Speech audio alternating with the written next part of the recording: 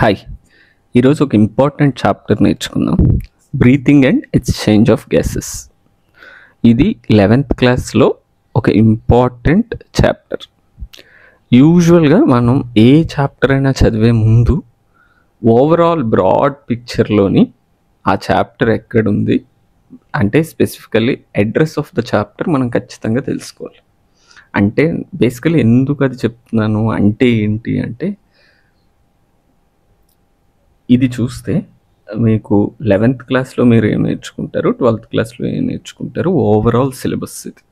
ఈ overall syllabus గురించి ఒక బ్రీఫ్ ఐడియా మీకు ఖచ్చితంగా ఉండాలి. ఎందుకంటే మీరు ఎప్పుడైనా ఒకటి నేర్చుకుంటున్నారు అంటే అది ఈ ఓవరాల్ సిలబస్లో ఎక్కడుంది, ఎందుకు నేర్చుకుంటున్నాను నేను అనేది మీకు ఖచ్చితంగా తెలియాలి.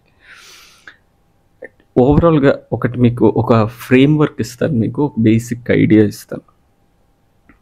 బయాలజీ అంటే మీరు ఈ 2 ఇయర్స్ ఏమి నేర్చుకోవడం గురించి ఇన్వెస్ట్ చేస్తున్నారు అనేది మనం నేర్చుకోవడం. ఇది ఇప్పుడు 11th class 12th class 2 years, ఈ 2 ఇయర్స్ ఇన్వెస్ట్ చేస్తున్నారు. 2 years of your valuable life మీరు ఇన్వెస్ట్ చేస్తున్నారు. బట్ ఏం నేర్చుకోవడానికి అనేది చెప్తాను నేను. ఇప్పుడు బయాలజీ అంటే ఏంటి? Bios means life, logos means study of life, living process, living organisms, దీన్ని బయాలజీ అంటారు. So first all living organisms గురించి మనం తెలుసుకుంటాం, డైవర్సిటీ ఆఫ్ లివింగ్ ఆర్గానిజమ్స్ తెలుసుకుంటాం, క్లాసిఫై ఎలా చేసాం లివింగ్ ఆర్గానిజమ్స్ గురించి తెలుసుకుంటాం. యూజువల్గా ఎలా క్లాసిఫై చేశారు అంటే 5 కింగ్డమ్స్లో క్లాసిఫై చేశారు లివింగ్ ఆర్గానిజమ్స్ అన్నిటిని. ఫస్ట్ 3 కింగ్డమ్స్ని బ్రీఫ్గా నేర్చుకుంటాం మనం, బేసిక్ ఐడియా, ఫౌండేషనల్ ఐడియా నేర్చుకుంటాం. అండ్ ఇంకొక 2 కింగ్డమ్స్ కొంచెం ఎలాబొరేటెడ్గా, డీటెయిల్డ్గా నేర్చుకోవడానికి ట్రై చేస్తాం. ఇదే ఫస్ట్ చాప్టర్లో ఉంటుంది. First chapter diversity in the living world. నేను ఇప్పుడు చెప్పినవన్నీ నేర్చుకుంటాం. Brief introduction of the plant Kingdom, animal Kingdom కూడా నేర్చుకుంటాం మనం ఇందులో.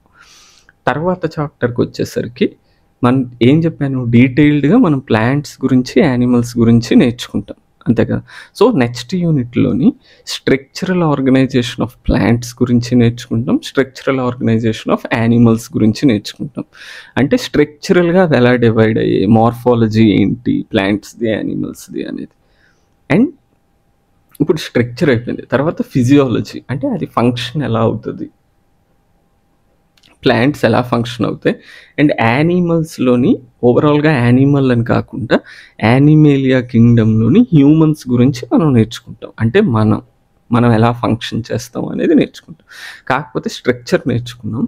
ఫంక్షన్ నేర్చుకునే కన్నా ముందు మనకి సెల్ అంటే ఏంటి, మొత్తం ఓవరాల్గా మనం సెల్స్తోనే మేడప్ అయ్యి ఉన్నాం కదా, సెల్సే ఆర్గనైజ్ అయ్యే టిష్యూస్ కింద. సో సెల్ గురించి బేసిక్గా మనం తెలుసుకోవాలి. అదే 3rd యూనిట్లో ఉంటుంది. సెల్ సైకిల్ ఎలాగవుతుంది, సెల్ డివిజన్ ఏంటి, అవన్నీ ఉంటాయి. తర్వాత 4th చాప్టర్లో ప్లాంట్ ఫిజియాలజీ నేర్చుకుంటాం. 4th యూనిట్లో ప్లాంట్ కింగ్డమ్ ప్లాంట్ ఫిజియాలజీ నేర్చుకుంటాం. 5th యూనిట్లో యానిమల్ ఫిజియాలజీ నేర్చుకుంటాం, అంటే హ్యూమన్ ఫిజియాలజీ నేర్చుకుంటాం. ప్లాంట్ ఫిజియాలజీలో photosynthesis, respiration in plants, growth and development of plants నేర్చుకుంటాం.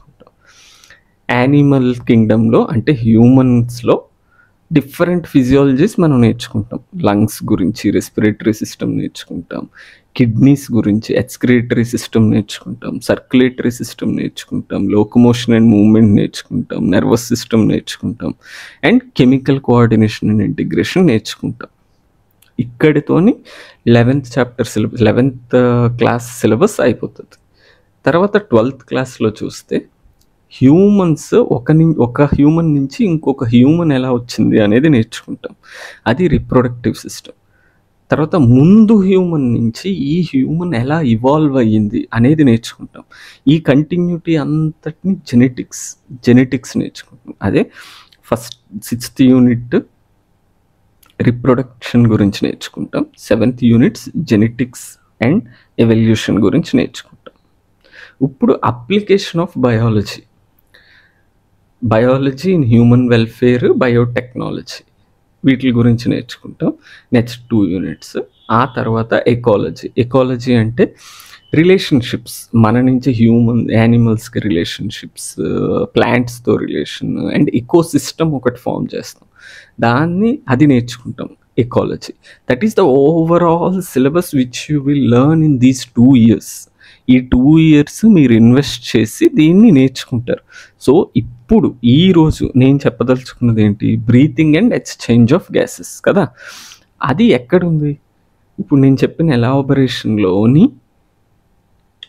హ్యూమన్ ఫిజియాలజీలోని ఒక chapter breathing and exchange of gases. అది నేర్చుకుంటారు. ఎప్పుడైనా మీరు ఎప్పుడైనా ఏ రోజైనా మీరు ఏదైనా చదువుదాం అనుకున్నప్పుడు జస్ట్ ఓవరాల్గా ఈ పిక్చర్ ఖచ్చితంగా ఆలోచించుకొని ఓకే ఇప్పుడు నేను ఇది చదువుతున్నాను, ఈ ఓవరాల్ పిక్చర్లోని ఇది చదువుతున్నాను అన్న బేసిక్ ఐడియా మీరు మైండ్లో ఎప్పుడు ఉంచుకోండి. అండ్ ఈ ఓవరాల్ సిలబస్ని దయచేసి బట్టి పట్టొద్దు. ఈ టేబుల్ ఓకే ఇది ఇందులో ఉంది, నేను ఇలాగ అన్నాను కదా అని చెప్పి బట్టి పట్టడం స్టార్ట్ చేయొద్దు. ఎప్పుడు బట్టి పట్టడం స్టార్ట్ చేయొద్దు. రిపీటెడ్గా చూడండి, రిపీటెడ్గా ఓకే నెక్స్ట్ మళ్ళీ ఇంకోసారి తీసినప్పుడు మళ్ళీ ఆలోచించుకోండి. తప్పులు ఏమైనా ఉంటే ఒక్కసారి తీసి మళ్ళీ చూసుకోండి. అండ్ మళ్ళీ ఇంకొకసారి ఏదైనా తీసినప్పుడు మళ్ళీ ప్రతిసారి తీసినప్పుడు అదొక్కసారి నెమరు వేసుకోండి. అలాగా మీకు ఆటోమేటిక్గా గుర్తుండిపోతుంది. అంటే మొత్తం ఈ 2 years బయాలజీ ఎసెన్స్ మీ దగ్గర ఉంటుంది ఖచ్చితంగా. ఓకే ఇది చదువుతున్నాను నేను అన్న ఐడియా, రైట్. సో ఈరోజు అందులో ఒక chapter breathing and exchange of gases కదా. నేను కూడా నెక్స్ట్ మీకు చెప్పిన ప్రతిసారి ఈ అడ్రస్ గురించి చెప్తాను. నేను మీకు టాపిక్ చెప్తున్నా అది ఎక్కడుంది అన్న అడ్రస్ మీకు ఒక ఐడియా ఇస్తాను. That is the overall picture. అందులోని బ్రీఫ్గా ఇక్కడ ఉన్నారు మీరు అనేది ఐడియా మీకు ఉంటుంది. ఇప్పుడు breathing and exchange of gases first ఇందులోకి ఎలాబొరేటెడ్గా వెళ్ళే కన్నా ముందు ఒక బేసిక్ ఐడియా ఇస్తాను మీకు.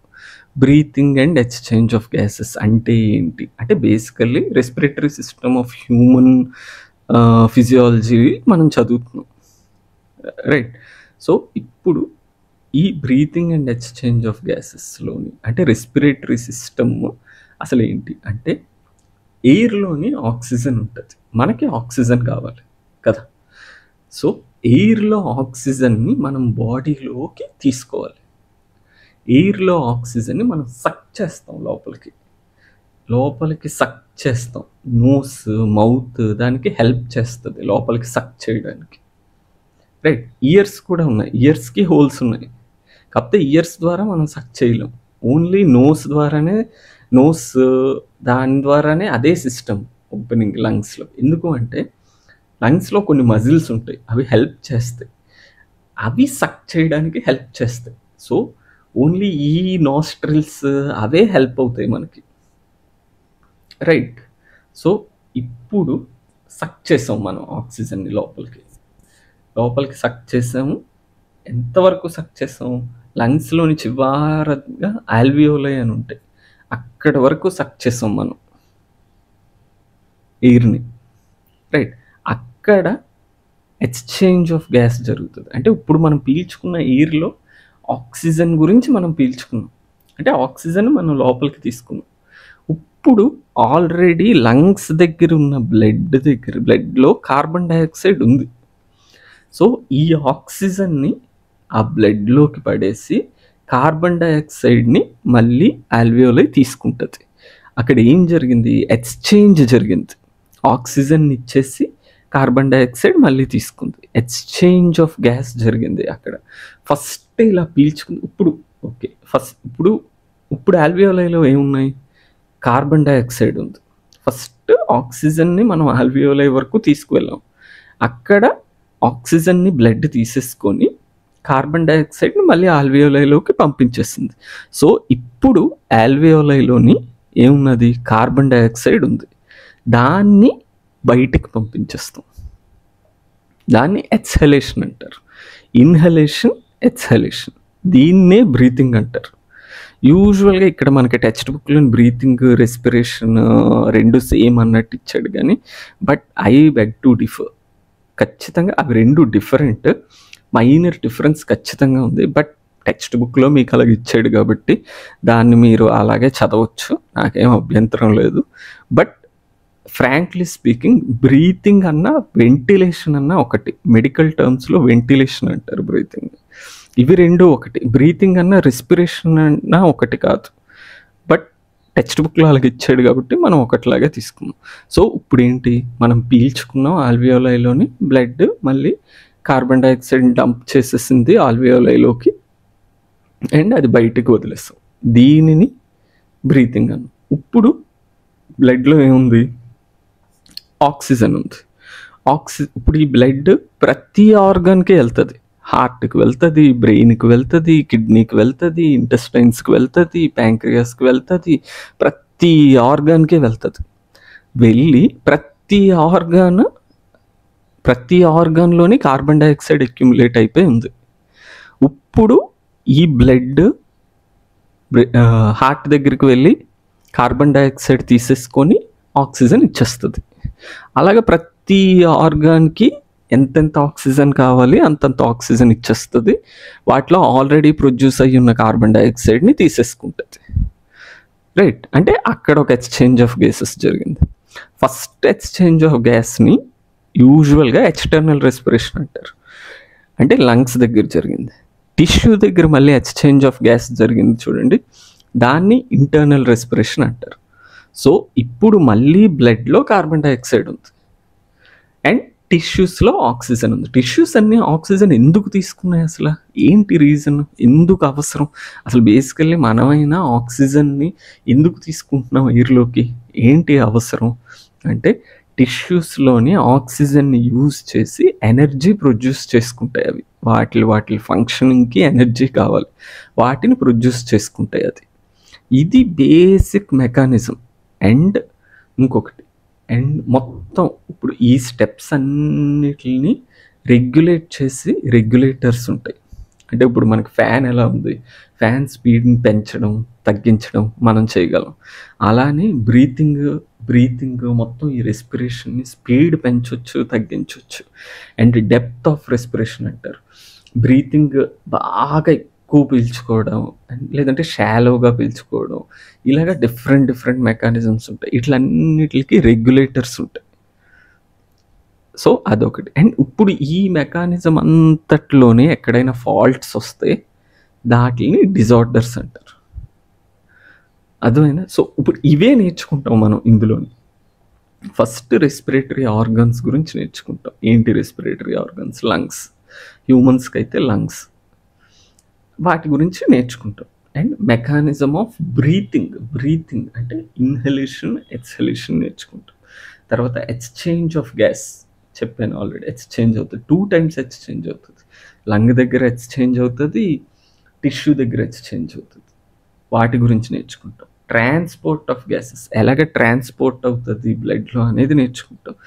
రెగ్యులేషన్ ఆఫ్ రెస్పిరేషన్, ఈ మెకానిజం అంతా రెగ్యులేట్ చేసేది ఉంటుంది. ఆ రెగ్యులేషన్ ఏంటి నేర్చుకుంటాం. అండ్ ఇందులో ఫాల్ట్స్ ఎక్కడున్నాయి, ఆ ఫాల్ట్స్ వస్తే ఏంటి, వాటిని డిజార్డర్స్ అంటారు. ఆ డిజార్డర్స్ గురించి నేర్చుకుంటాం.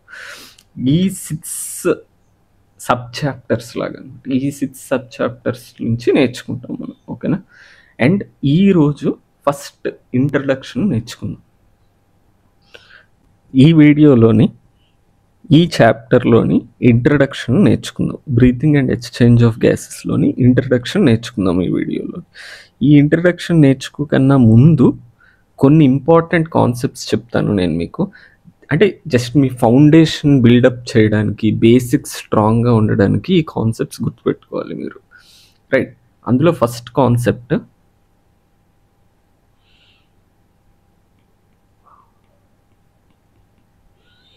Catabolism and anabolism. అసలు కెటబాలిజం అంటే ఏంటి, ఎనబాలిజం అంటే ఏంటి నేర్చుకోవాలి. కెటబాలిజం అంటే ఏంటి? ఇప్పుడు మీరు వర్డ్ వినే ఉంటారు, కెటాస్ట్రోఫీస్ అంటే earth quakes, volcanoes, Hurricanes, cyclones, ఇవన్నీ కెటాస్ట్రోఫీస్. కెటాస్ట్రోఫీస్ ఏం చేస్తాయి? డెస్ట్రాయ్ చేస్తాయి, డిస్ట్రక్ట్ చేస్తాయి. అందుకనే వాటిని కెటాస్ట్రోఫీస్ అన్నారు. కెటాబాలిజం అన్నా కూడా అంతే, డిస్ట్రక్ట్ చేస్తాయి. అవి పెద్ద మాలిక్యూల్ని తీసుకొని చిన్న మాలిక్యూల్స్ కింద బ్రేక్ చేస్తుంది. డెస్ట్రాయ్ చేస్తాయి. అంటే complex molecule or macromolecule simple molecules కింద కన్వర్ట్ అవుతుంది. అది కెటబాలిజం. ఎనబాలిజం దానికి ఆపోజిట్. చాలా చిన్న చిన్న కాంపోనెంట్స్తోని బిగ్గర్ కాంపోనెంట్ బిల్డప్ అవుతుంది. It builds things. అంటే సింపుల్ మాలిక్యూల్స్ని compound molecule, complex molecule or macromolecule కింద కన్వర్ట్ చేయడాన్ని ఎనబాలిజం అంటారు. ఈ సింపుల్ మాలిక్యూల్ని ఫర్దర్గా డివైడ్ చేయొచ్చు కెటబాలిజం ద్వారా. అంటే ఇంకా డిస్ట్రక్ట్ చేయడం. ఎందుకు డిస్ట్రక్ట్ చేస్తాం? ఈసారి ఎనర్జీ ప్రొడ్యూస్ చేయడానికి డిస్ట్రక్ట్ చేస్తాం. ఇది కూడా కెటబాలిజంలోకే వస్తుంది. ఇప్పుడు పెద్ద మాలిక్యూల్ని చిన్న మాలిక్యూల్ కింద కన్వర్ట్ చేయడాన్ని కెటబాలిజం అన్నారు. దానికి ఎగ్జాంపుల్స్ ఏంటి? కార్బోహైడ్రేట్ తీసుకుంటే అందులోని పెద్ద కాంపోనెంట్ మ్యాక్రో మాలిక్యూల్ పాలీసాకరైడ్స్ అంటాం. పాలీసాకరైడ్స్ దాన్ని బ్రేక్ చేసి చిన్న చిన్న కాంపోనెంట్స్ కింద చేస్తాం. అంటే ఈ చిన్న కాంపోనెంట్స్ కలిపే ఆ పెద్ద కాంపోనెంట్ ఫామ్ అయింది. ఇప్పుడు మనం దాన్ని బ్రేక్ చేస్తున్నాం. ఎలాగా? ఈ పాలీసాకరైడ్ని బ్రేక్ చేస్తే ఏమొస్తుంది? సింపుల్ మాలిక్యూల్ ఏంటి? గ్లూకోజ్. దాన్ని కెటబాలిజం అంటారు. ఇన్ ద సేమ్ వే ప్రోటీన్స్లో తీసుకుంటే ప్రోటీన్ అన్నిటికన్నా పెద్దది. దాన్ని బ్రేక్ చేస్తే ఏమొస్తుంది? ఎమైనో యాసిడ్స్ వస్తాయి. ఫ్యాట్లో తీసుకుంటే ట్రైగ్లిజరైడ్స్, కొలెస్ట్రాల్ ఇవన్నీ ఉంటాయి. దాన్ని బ్రేక్ చేస్తే ఫ్యాటీ యాసిడ్స్ వస్తాయి. సో ఇవి సింపుల్ మాలిక్యూల్స్. ఇవి ఫర్దర్గా ఎనర్జీ కింద కన్వర్ట్ అవుతాయి. ఇవంతా కెటబాలిక్ ప్రాసెస్. ఎనబాలిజం ఎగ్జాక్ట్లీ దీనికి ఆపోజిట్. అంటే glucose multiple glucose molecules arrange అవుతాయి. అరేంజ్ అయ్యి కలుస్తాయి. కలిసి పాలీసాకరైడ్ ఫామ్ అవుతుంది. దాన్ని ఎనబాలిక్ ప్రాసెస్ అంటాం. Carbohydrates and same way amino acids form అయ్యి ప్రోటీన్స్ ఫామ్ అవుతాయి. In the same way fatty acids combine అయ్యి ట్రైగ్లిజరైడ్స్, కొలెస్ట్రాల్ అవన్నీ ఫామ్ అవుతాయి. దాన్ని ఎనబాలిక్ ప్రాసెస్ అంటారు. కెటబాలిజంలోని మనకి ఎనర్జీ రిలీజ్ అవుతుంది. అంటే సింపుల్ కూడా మళ్ళీ బ్రేక్ అవుతుంది. అంటే గ్లూకోజ్ బ్రేక్ డౌన్ అయ్యి ఎనర్జీ వస్తుంది. ఎమైనో యాసిడ్స్ బ్రేక్ అయ్యి కెటబోలైజ్ అయ్యి ఎనర్జీ వస్తుంది. ఫ్యాటీ యాసిడ్స్ అట్లానే కెటబోలైజ్ అయ్యి ఎనర్జీ వస్తుంది. ఎనబాలిజం ఎనర్జీని యూజ్ చేసుకుంటుంది. సో ఎనర్జీ రిలీజ్డ్ ఇక్కడ కెటబాలిజం. ఇక్కడ ఎనర్జీ కన్జ్యూమ్డ్ ఇక్కడ ఎనబాలిజంలో. సో కెటబాలిజం, ఎనబాలిజం అంటే ఏంటి? బేసిక్ ఐడియా మీకు అర్థమైంది కదా. సో ఇప్పుడు నెక్స్ట్ స్టెప్ ఏంటి? Catabolism, anabolism one of the important thing which you understood, right? ఇప్పుడు one of the basic reaction చెప్తాను. ఇప్పుడు సేమ్ అదే. ఇప్పుడు గ్లూకోజ్ ద్వారా సింపుల్ మాలిక్యూల్ ఎలా కన్వర్ట్ అవుతుంది? Glucose plus oxygen give rise to CO2 plus H2O plus energy. ఇది catabolic reaction. ఎందుకంటే గ్లూకోజ్ ఫర్దర్గా బ్రేక్ అయింది CO2 H2O ఎనర్జీ కింద. ఇది one of the catabolic reaction. ఇక్కడ చూసారా, ఆక్సిజన్ గ్లూకోజ్కి కావాలి బ్రేక్ అవ్వడానికి. రిలీజ్ అయింది ఏంటి? CO2. సేమ్ ఇదే. ఇప్పుడు ఈ ఆక్సిజన్నే మనం గాలిలో నుంచి తీసుకుంటున్నాం, త్రూ ఎయిర్ తీసుకుంటున్నాం. CO2 ప్రొడ్యూస్ అయింది. CO2ని మళ్ళీ బయటికి పంపించేయాలి. ఎనర్జీని యూజ్ చేసుకుంటాం. CO2 బై ప్రోడక్ట్ కింద ప్రొడ్యూస్ అయింది, అది బయటికి పంపించేయాలి. మళ్ళీ ఇది ఎయిర్లోకి పంపించేయాలి. ఈ ప్రాసెస్కి హెల్ప్ అయ్యేదే బ్రీతింగ్, రెస్పిరేషన్, ఈ ప్రాసెస్ అంతా. So this is one important formula which you have to remember. గ్లూకోజ్ని ఆక్సిజన్తో కంబైన్ అయ్యి CO2 H2O ఎనర్జీ ఫామ్ అవుతుంది. ఎనర్జీ గురించే ఈ గ్లూకోజ్ అనేది బ్రేక్ అవుతుంది. ఆ బ్రేక్ అవ్వడానికి హెల్ప్ అయ్యేదే ఆక్సిజన్. ఆ ఆక్సిజన్నే మనం ఎయిర్లో నుంచి తీసుకుంటున్నాం. ఈ రియాక్షన్ అవ్వడం గురించే మనం ఆక్సిజన్ని ఎయిర్లో నుంచి తీసుకుంటున్నాం. అర్థమైందా? This is the basic foundation. So ఇప్పుడు ఆక్సిజన్ ఉంది కాబట్టి, ఆక్సిజన్తో ఈ రియాక్షన్ నడుస్తుంది కాబట్టి దీన్ని ఏరోబిక్ రెస్పిరేషన్ అంటారు. Aerobic respiration. ఇది మీకు ఎక్స్ట్రా థింగ్, బట్ జస్ట్ ఓ బేసిక్ ఐడియా గురించి ఇస్తాను. ఎందుకంటే ఈ ఎక్స్ట్రావి మనం నేర్చుకున్నప్పుడు ఎందుకు నేర్చుకుంటామంటే ప్రతిదీ గుర్తుపెట్టుకోవడానికి నేర్చుకోం. ఎక్స్ట్రాది ఎందుకు నేర్చుకుంటామంటే ఆల్రెడీ తెలిసిన దాన్ని బెటర్గా అండర్స్టాండ్ చేసుకోవడం గురించి నేర్చుకుంటాం. అంతే తప్పించి అదో బర్డెన్ లాగా తీసుకోకండి. ఎందుకు నేర్చుకుంటున్నాము అంటే అండర్స్టాండింగ్ పెంచుకోవడానికి నేర్చుకుంటారు. అంతే తప్పించి అబ్బా ఇంకా సిలబస్ ఆల్రెడీ ఎక్కువ ఉంది, ఇంకా ఎక్కువ సిలబస్ అయిపోతుంది అన్నట్టు ఆలోచించుకోకండి. ఆక్సిజన్ యూజ్ చేసుకుంటున్నాం కాబట్టి దాన్ని ఏరోబిక్ రెస్పిరేషన్ అంటారు.